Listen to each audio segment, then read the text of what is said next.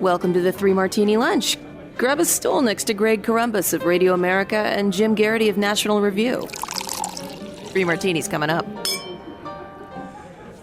Hey, really glad you're with us for the Tuesday edition of the Three Martini Lunch. We have good, bad, and crazy martinis for you today, as usual. And Jim, yesterday, the bad martini was China's increasingly belligerent and threatening behavior over Taiwan, sending dozens of military planes, fighter jets, and bombers, sending the clear message that we can take you anytime we want and resistance is futile. And so today it's in the good martini, not because China's behaving any better, but because Taiwan is publicly standing its ground and demanding its freedom here, which is obviously good. But before we do that, we need to get to the latest statement from the Chinese as well, talking about just how menacing they are getting. A Chinese foreign ministry spokesperson saying, quote, Taiwan independence, which they obviously don't recognize, leads nowhere, adding that China will take all necessary measures to resolutely crush all attempts at Taiwan independence, and China has firm resolve and will safeguard national sovereignty and territorial integrity. That obviously tells us about Chinese ambitions. But the president of Taiwan, her name is Tsai Ing-wen, published an essay in Foreign Affairs magazine stressing Taiwan's desire for peace, but said, quote, if its democracy and way of life are threatened, Taiwan will do whatever it takes to defend.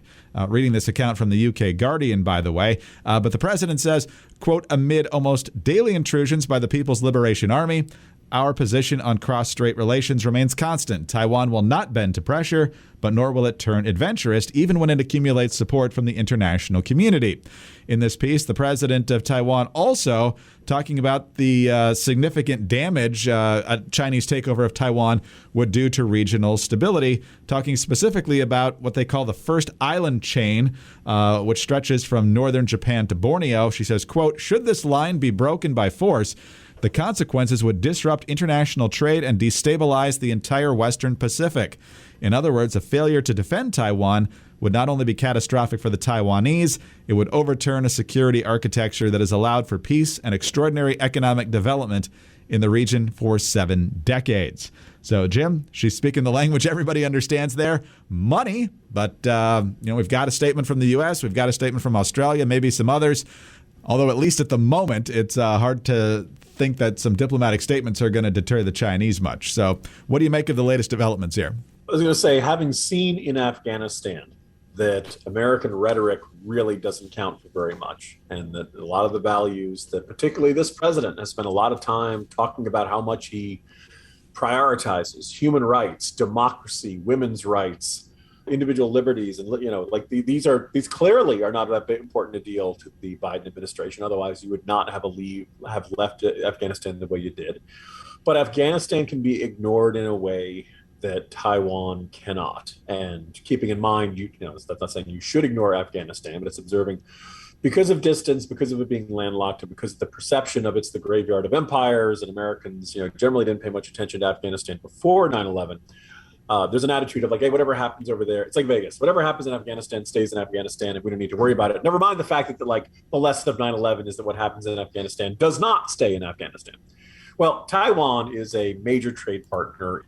Despite the fact that a whole bunch of countries don't like to diplomatically recognize it, they still have enormous economic ties to Taiwan all throughout the Asia Pacific region. And China doing this, again, would make it almost impossible for that to, they talk about a counter-Chinese alliance with the U.S., with India, with Japan, with South Korea, with Australia, and some of the other regional countries and partners there.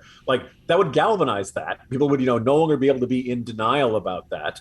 The question is whether it would be too late for Taiwan and how many other countries would end up knuckling under to China in these circumstances. She is sounding the alarm, and it does seem like there's been a little bit more of an awareness of this issue. It's not buried on page A10 quite the way it used to be. Hopefully, there are enough people in the United States kind of waking up to this that kind of recognize, okay, this might actually be a little tougher than we thought. There was a time we might have been able to catch this, even, the Biden administration sleeping on this, too occupied with other problems to be fully prepared for this kind of global crisis.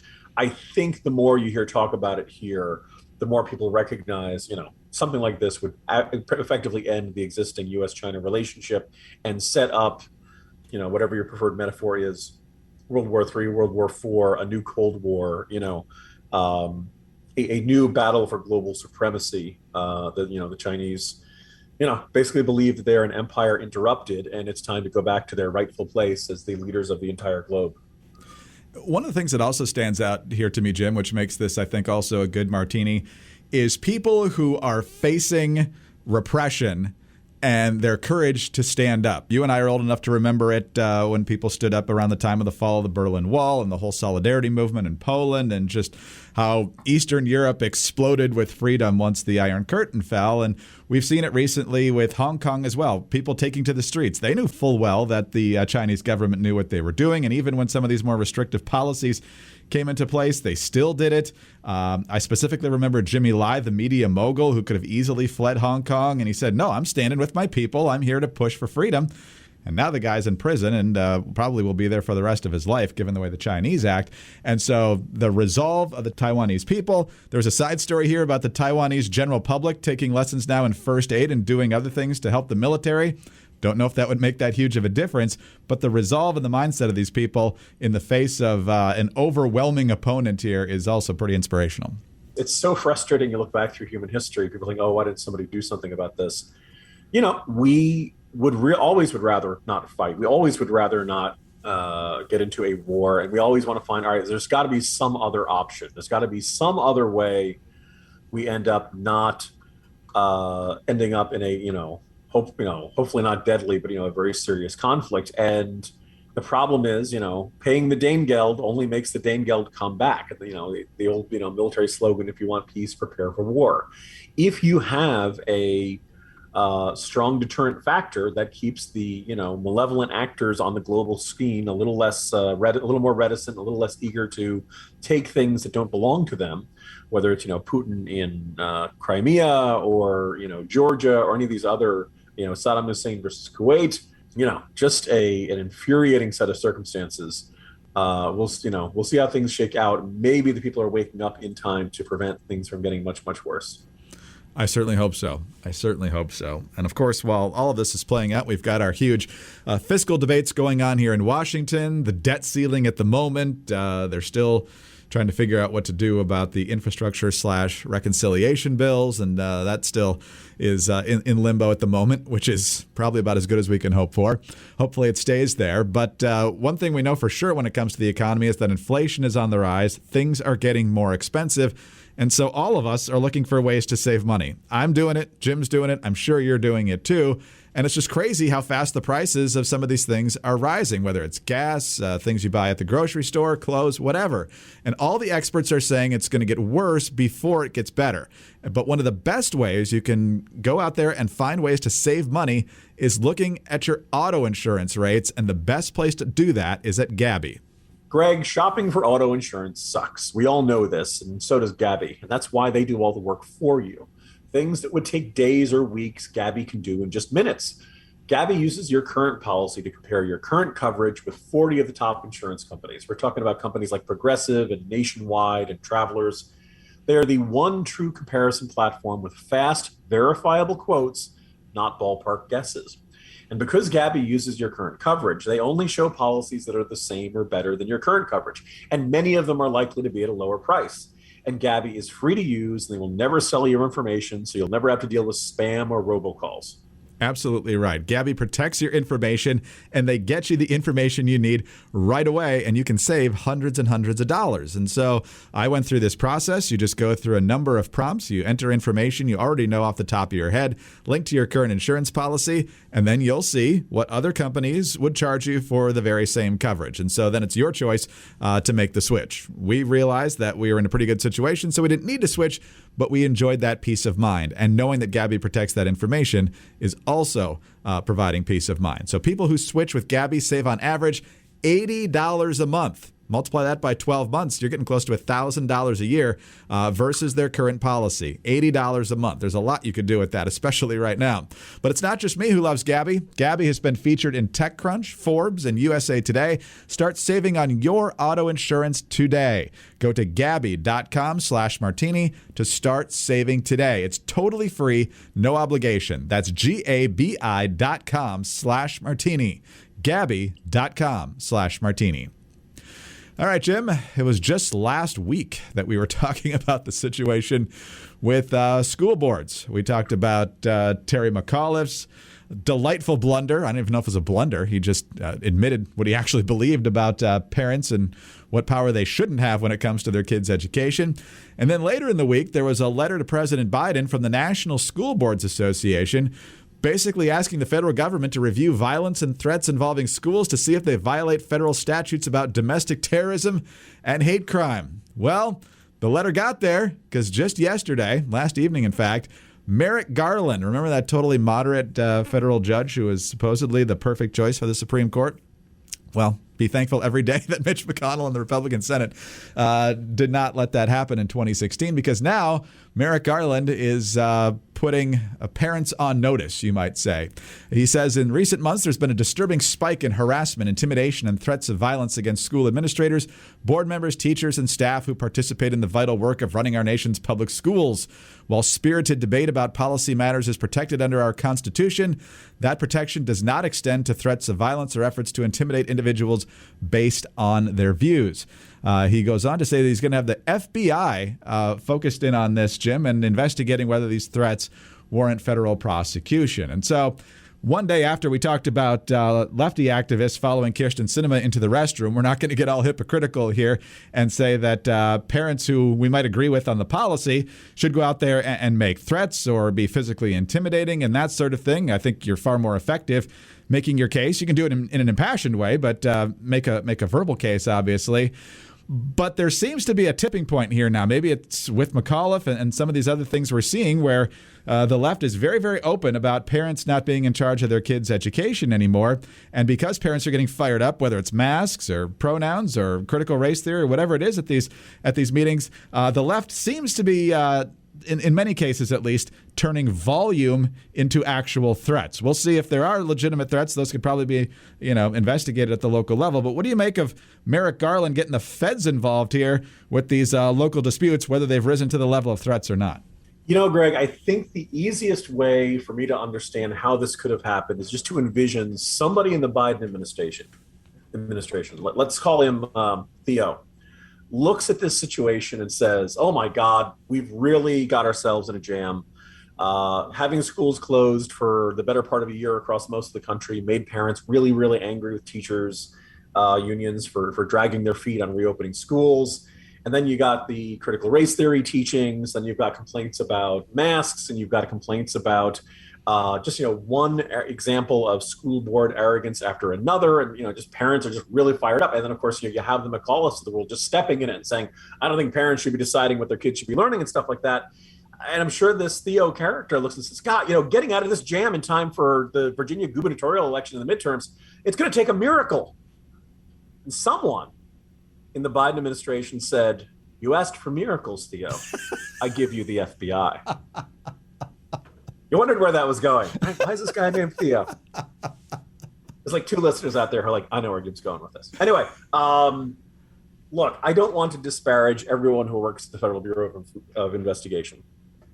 But between the problems we saw with Russiagate, Peter Strzok, that little smug little thing he did during the hearings, and Jim Comey turning into the partisan cheerleader and things like that. It's not the entire organization, but there is a sense that the FBI has now kind of turned into this law enforcement administration press release machine. That, by no stretch of the imagination are you or me or I think any right-thinking person saying you should threaten your school board members. You should not threaten your school board members any more than you should follow a senator into the bathroom and berate them as they're sitting there on the toilet, right? There's certain, you should not threaten them, but you should say, the threatened, you should be like, well, I'm really fed up with the job you're doing. I'm going to replace you at the next available election. Either I'm going to run against you or I'm going to support I'm going to go knock on doors. I'm going to make sure that you're off the school board and somebody else is. That's perfectly fine. But physical violence or, stuff like, no, not acceptable. Not acceptable.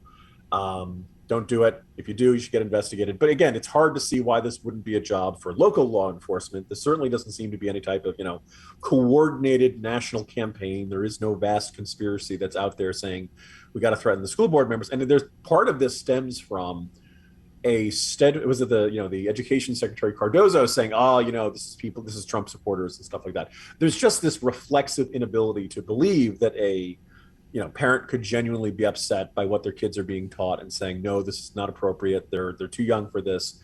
This is stuff that adults, argue about. We're not supposed to be indoctrinating our kids. They just reject this idea that this could ever be a legitimate objection here. It's not good to see the FBI kind of being dragged into this. There's a long time the FBI did not want to get stuck into politics.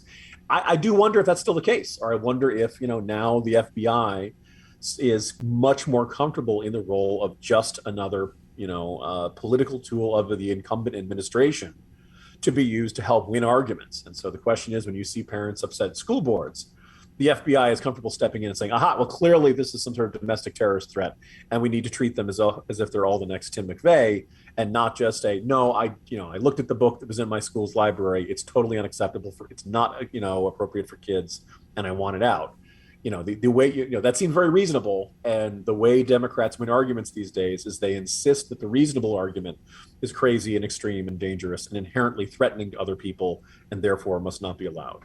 Very well said. And again, look at how the media characterizes this, because, if you try to reach out to your school board member and perhaps they blow off your email, they don't answer your phone call, or they give you a very perfunctory response, so you get worked up and you go to the public comment time at the board meeting and you're on video getting pretty upset, you're the nut job, because you were out there screaming at this duly elected official, and it's a lack of respect for the process.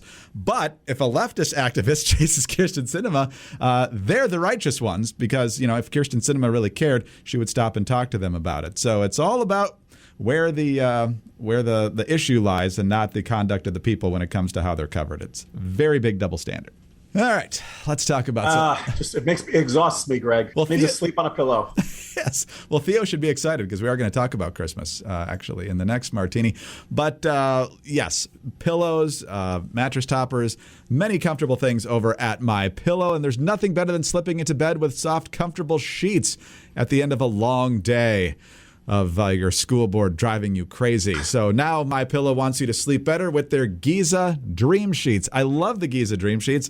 They're soft, they're comfortable, they're durable, and right now you're getting a very good deal, because for a limited time, if you go to MyPillow.com and use our code word martini, you can buy one, get one free on any Giza Dream Sheets. Imagine sliding into the most comfortable sheets you will ever own, guaranteed. They're made from the world's best cotton, grown only in a region between the Sahara Desert, the Mediterranean Sea, and the Nile River. Its long staple cotton makes it ultra soft and breathable.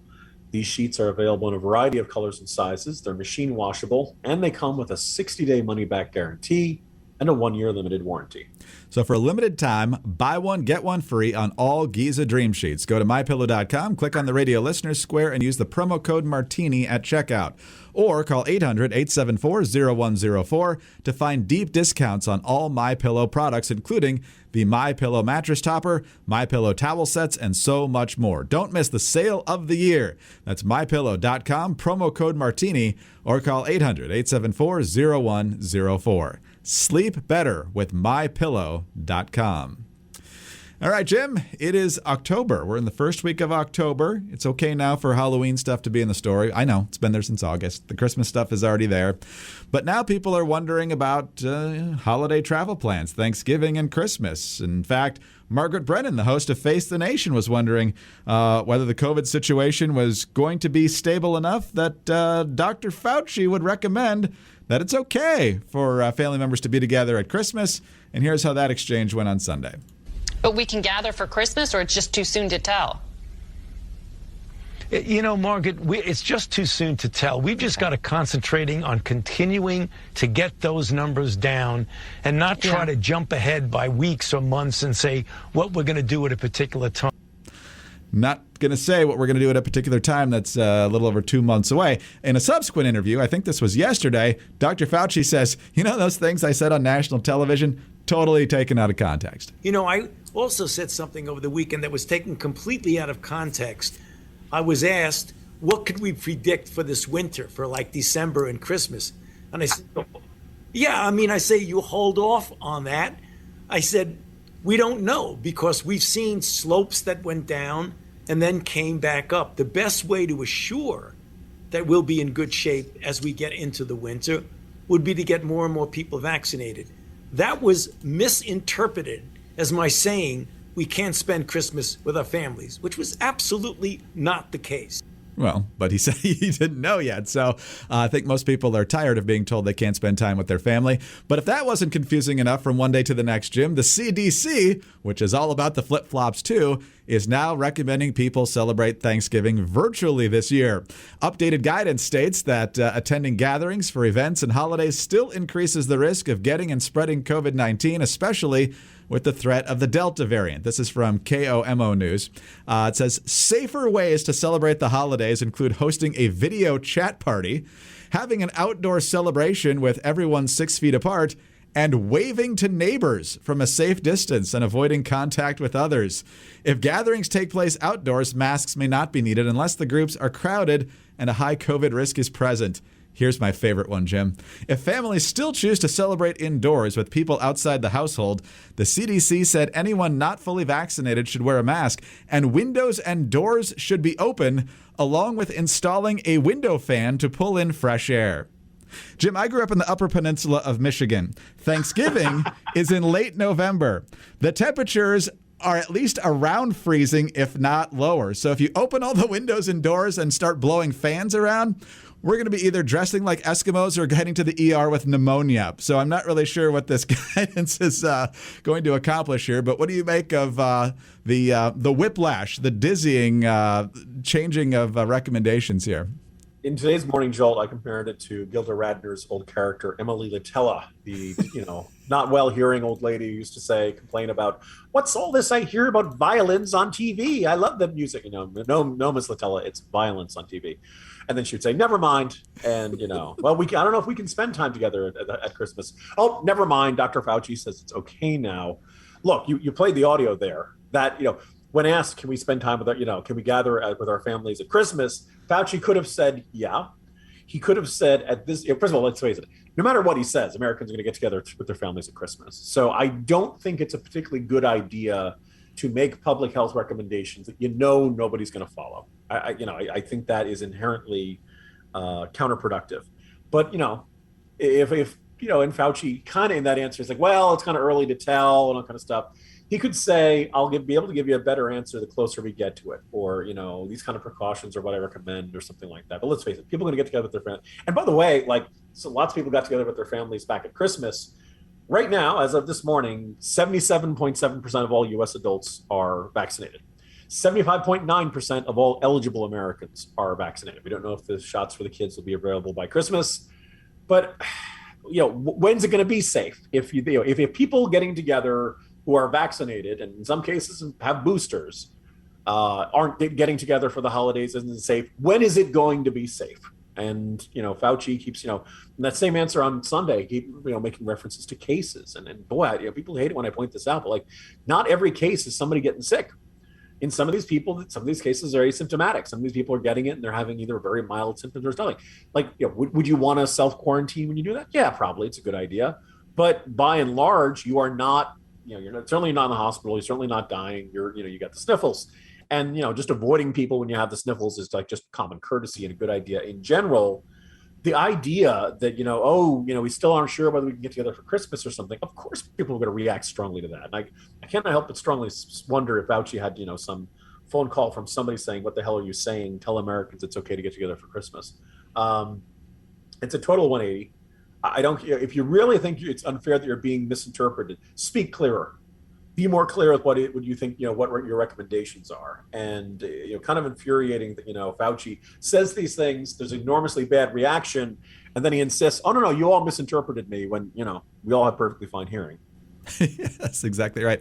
Jim, we just found out yesterday, and I think it was the official statement came out today, that the head of the NIH, Francis Collins, is stepping down after 12 years. Do you think it's due to a severe case of vertigo from all the back and forth from Fauci and the CDC in the last couple of years? Yeah, because, Collins also is a guy who at one point in an interview suggested that vaccinated parents should be wearing masks around their kids. And this caused another similar reaction. And then Francis Collins came out the next day and said, "Oh, no, I garbled my words. I totally didn't mean that." He kind of did. He may have come to the conclusion, okay, that sounds ridiculous. People are never going to do this. I'm not going to make that recommendation. And I have less, irritation with Collins than I do with Fauci. And I think the other thing is very clear is that these guys, when they were not the face of all public guidance for a global pandemic, they did their jobs better. This is much tougher. They're also getting up there in years. And so it wouldn't surprise me that, in the not too distant future, Fauci said, "You know what, I've had a really good run. Thanks. It's been great, America. I'm going to go off and enjoy my retirement." And that's fine. These guys are entitled to do that sort of thing. But I do think the messaging during much of the pandemic has been challenging at the very least, and bad in a whole bunch of cases. And what's really frustrating is that we're approaching, by come December, it's year 3 of this pandemic, and messaging is not getting that much clearer or better as time goes on. Whenever Fauci calls it quits, I'm pretty sure Rand Paul's going to help him clean out his office. I think that's probably going to happen. Jim, quite a day as always. See you tomorrow. See you tomorrow, Greg. Jim Garrity, National Review. I'm Greg Corombos of Radio America. Thanks so much for being with us today. Please subscribe to the 3 Martini Lunch podcast if you don't already, and we'd be grateful if you told your friends about us as well. Thank you also for your very kind reviews and your 5-star ratings. Those are very helpful to us. Get us on those home devices. All you have to say is play 3 Martini Lunch podcast. Follow us on Twitter. He's at Jim Garrity. I'm at Dateline_DC. Have a great Tuesday, and please join us on Wednesday for the next 3 Martini Lunch. Biden and the top generals can't get their stories straight about who supported the strategy that led to the debacle in Afghanistan. And by the way, all of them are probably lying. I'm Sarah Carter. On the latest Sarah Carter Show, I'll explain just how incompetent this administration was and still is on Afghanistan. We'll also discuss how China's rampant counterfeiting is a threat to your wallet and even your life. Subscribe to the Sarah Carter Show at Apple, Spotify, or wherever you get your podcasts.